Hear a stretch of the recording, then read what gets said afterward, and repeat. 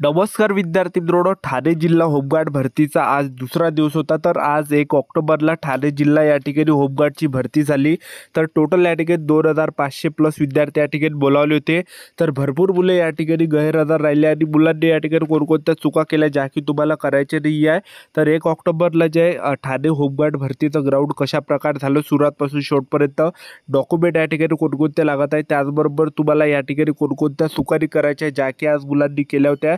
तर तुमचं जे ग्राउंड आहे हे जे विद्यार्थी मित्रांनो, भारतरत्न मौलाना अब्दुल कलाम आझाद कौसा बुमरा या ठिकाणी तुमचं ग्राउंड आहे. तर ग्राउंड कशा प्रकारे या ठिकाणी आहे, सेन्सर आहे का, याबद्दल सुद्धा आपण बोलणार आहे.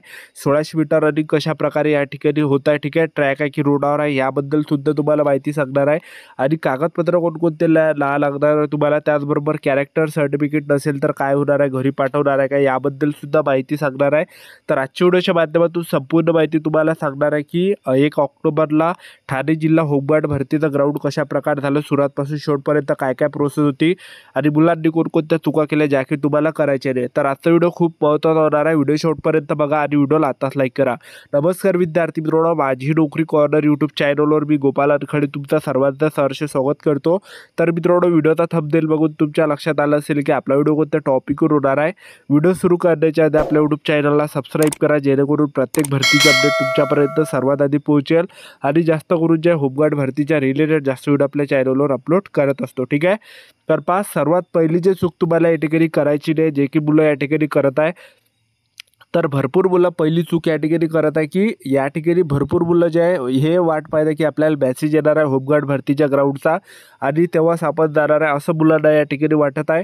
आणि भरपूर मुले हॉल तिकीटची वाट पाहत आहे, त्याचबरोबर कॉलची वाट पाहत आहे. तर मी तुम्हाला सांगतो, होमगार्ड भरती जे आहे हे ऑफलाईन आहे.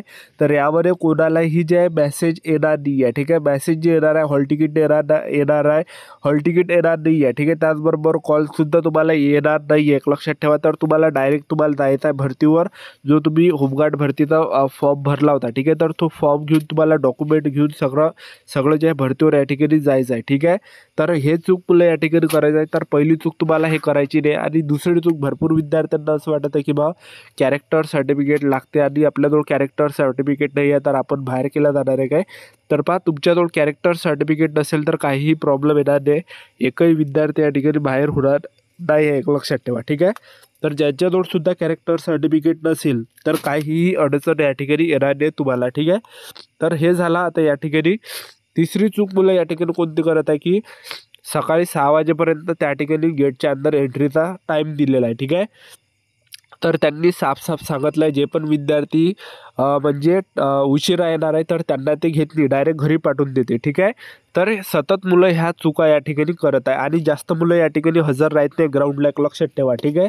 खूप कमी मुलं भरतीवर येत आहे, खूप कमी मुलं ग्राउंड द्यायसाठी येत आहे, ठीक आहे. आणि त्यामधले सुद्धा काही ना काही कटत आहे विद्यार्थी, ठीक आहे. तर अशा प्रकारे संपूर्ण प्रोसेस आहे, ठीक आहे. तर सकाळी 6 वाजतापासून आज मुलांना ग्राउंडच्या अंदर घेतलं, म्हणजे 6च्या अंदरच घेते ते. सकाळी 5 वाजतापासूनच घेणं चालू होऊन जाते, 6 त्यांनी लास्ट टाईम दिलेला आहे, ठीक आहे. तर 6च्या अंदर तुम्हाला त्या ठिकाणी जायचं आहे, ठीक आहे. तर 6 वाजतापासून मुलांना त्या ठिकाणी ग्राउंडच्या अंदर बसून ठेवलं जातं. आणि तुमचं जे ग्राउंड आहे ठाणे या ठिकाणी भारतरत्न मौलाना अब्दुल कलाम आझाद कौसा मुंबई येथे ह्या क्रीडा संकुलनावर तुमचं ग्राउंड आहे, ठीक आहे. आणि ग्राउंडचा जर विचार केला तर सिंथेटिकचं ग्राउंड आहे, ठीक आहे. सिंथेटिकचं ग्राउंड आहे, त्याचबरोबर चिप वगैरे काही नाही आहे त्या ठिकाणी. टायमर काढला जातो, ठीक आहे. तर टायमरनुसार या ठिकाणी होता, टायमर काढत आहे. तर सर्वात अगोदर विद्यार्थ्यांना गेटच्या अंदर त्या ठिकाणी घेतला आणि गेटच्या अंदर घ्यायच्या वेळेस आधार कार्ड आणि तो होमगार्ड भरतीचा फॉर्म चेक केला जात आहे, ठीक आहे.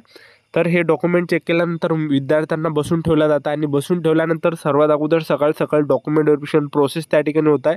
तर कागदपत्र तुम्हाला कोणकोणते लागणार आहे त्या ठिकाणी, तर तुम्हाला आधार कार्ड तुम्हाला न्यावं लागणार आहे. आधार कार्ड किंवा मतदान कार्ड या दोनपैकी एक लागणार आहे. आधार कार्ड असेल तर आधार कार्ड न्या, मतदान कार्ड असेल तर मतदान कार्ड न्या, ठीक आहे.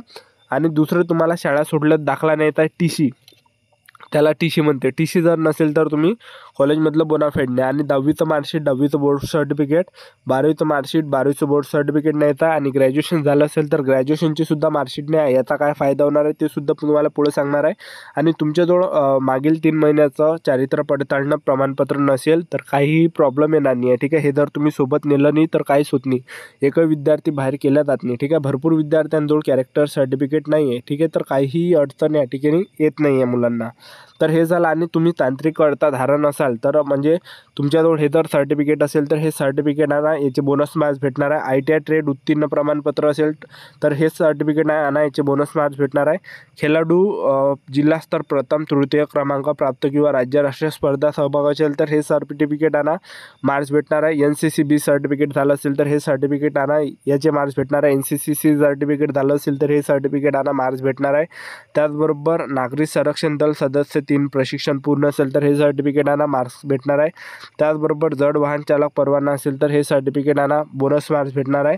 माजी सैनिक एकूण सैनिकी सेवा असेल तर हे सर्टिफिकेट आणा. याचे बोनस मार्क्स भेटणार आहे. ठीक आहे.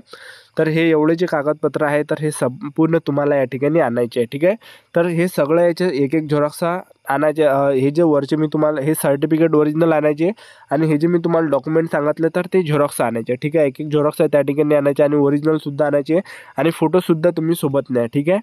तर हे झाल्यानंतर सर्वात अगोदर सकाळी विद्यार्थ्यांना गेटच्या अंदर घेतलं आणि हे जे मी तुम्हाला कागदपत्र सांगितले हे सर्वात पहिले हे कागदपत्र ते एक एक झेरॉक्स त्या ठिकाणी मागत आहे. आणि एक एक झेरॉक्स मागितल्यानंतर त्या ठिकाणी मुलांना बसून ठेवला जात आहे. बसून ठेवल्यानंतर त्या ठिकाणी काय होतं की उंची वगैरे ते घेत आहे. उंची झालं, छाती झालं. तर हे सर्व प्रोसेस झाल्यानंतर उंची छाती झाल्यानंतर ते 1600 मीटर रनिंगसाठी नेत आहे.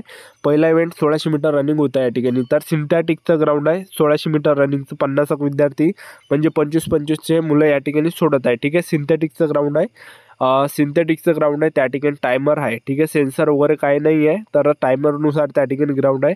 तर 1600 मीटर रनिंग मारायच्या वेळेस तुम्हाला चूक कोणती नाही करायची की सिंथेटिकचं ग्राउंड आहे तर ट्रॅकच्या अंदरून तुम्ही धावा. एकदम काठानं धावा. भरपूर मुलं काय करते की काठाच्या बाहेरून धावते. जेवढं तुम्ही काठाच्या बाहेरून धावसाल, ट्रॅकच्या बाहेरून धावसाल तेवढं अंतर जास्त होणार आहे. तेवढा तुमचा टायमिंग जास्त येणार आहे. कमी मार्क्स भेटणार आहे. जेवढे तुम्ही ट्रॅकच्या अंदरून धावसाल तेवढं अंतर कमी येणार आहे. तेवढे जास्त तुम्हाला मार्क्स भेटणार आहे. ठीक आहे.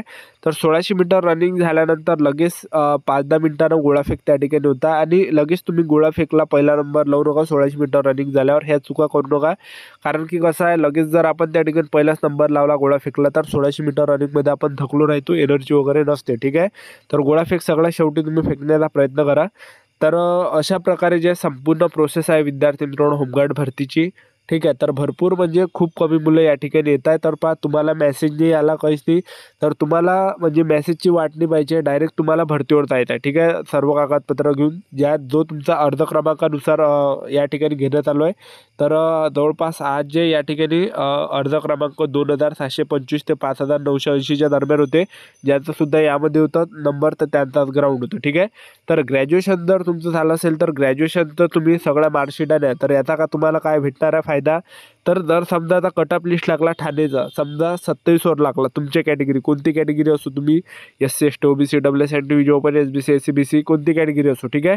27वर कट ऑफ लागला आणि 12वीवाला विद्यार्थ्याला 27 आणि तुम्हाला ग्रॅज्युएटवाल्यांना सुद्धा 27 आहे. तर तिथं हा फक्त ग्रॅज्युएटवाल्याला घेणार आहे. 12वी पासवाल्याला फेल केला जाणार आहे. ठीक आहे. तर हा फायदा तुम्हाला या ठिकाणी ग्रॅज्युएटचा होणार आहे. ठीक